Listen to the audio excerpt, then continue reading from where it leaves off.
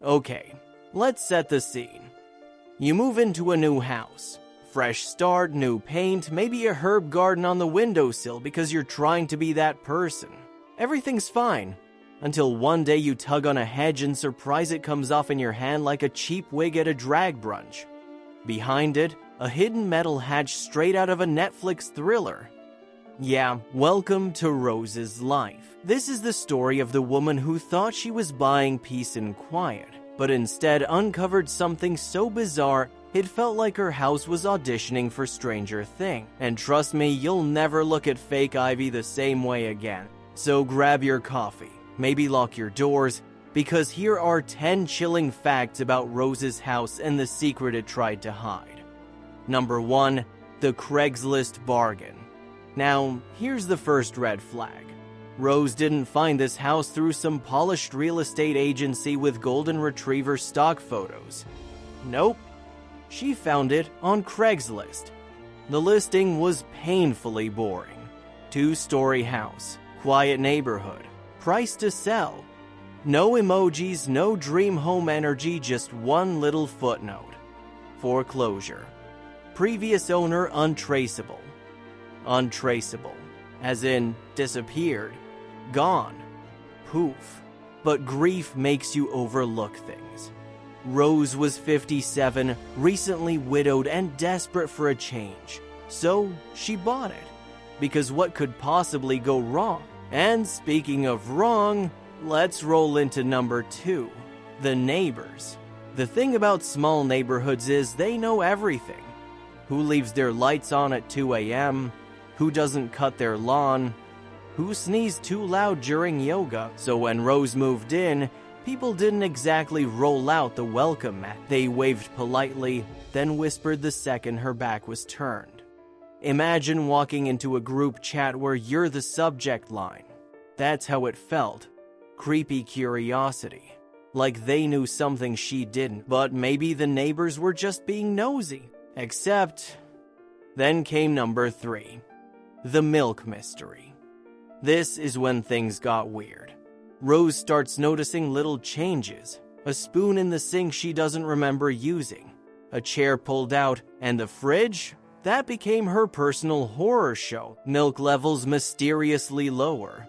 Jam lids twisted wrong. Tiny, maddening things that made her question her memory. Now, forgetting stuff is normal, but unless you're pouring milk in your sleep, this was something else.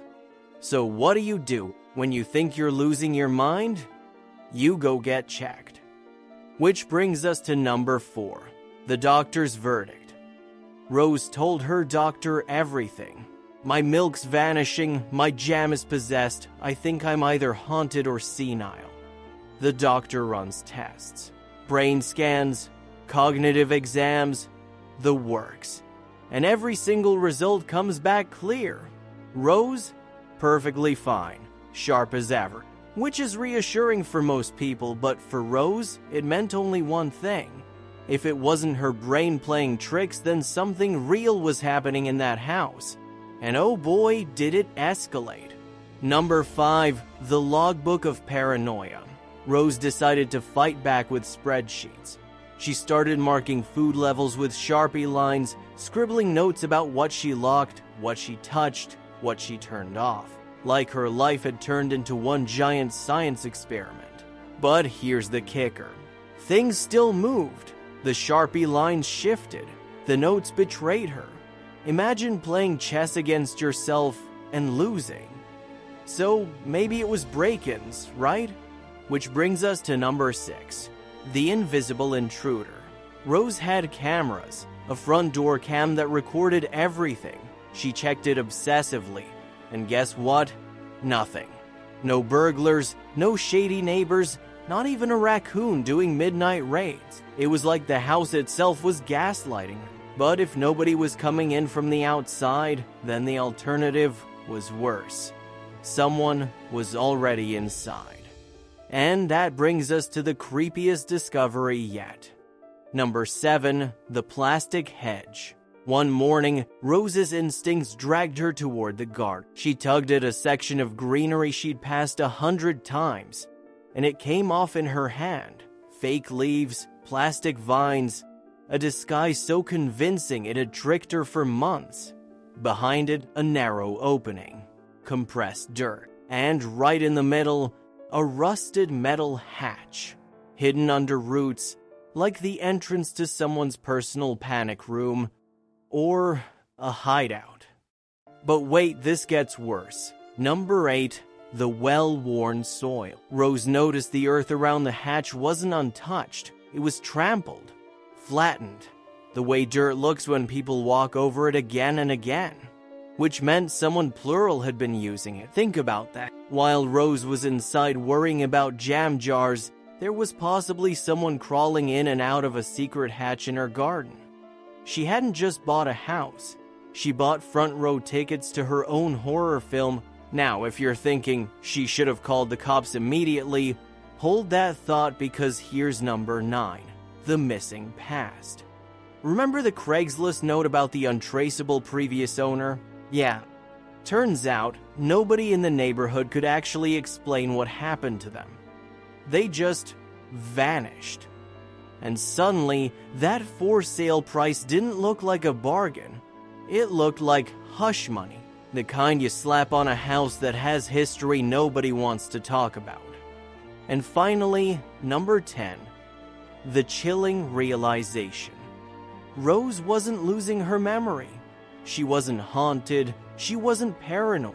She was being watched. Whoever lived in that hidden space or used that hatch was sneaking in, moving things, eating her food, maybe studying her routines, maybe waiting. And the scariest part, she had no idea how long it had been happening, or if it had already started before she moved in. So here's the big question. When Rose pulled back that fake hedge and stared at that rusted hatch, did she uncover a secret that explained everything?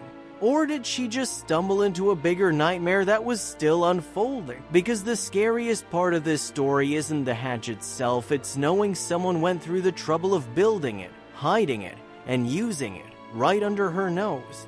And that, my friends, is why you should always be suspicious of deals that seem too good to be true. Or plastic hedges. Especially plastic hedges. So, what do you think? Was Rose's house hiding a squatter, a survival bunker, or something way darker? Drop your theories in the comments, I'll be reading them all. And if you want more stories that blur the line between mystery and madness, hit like, subscribe, and ring that bell because trust me, the next one will have you side-eyeing your own backyard.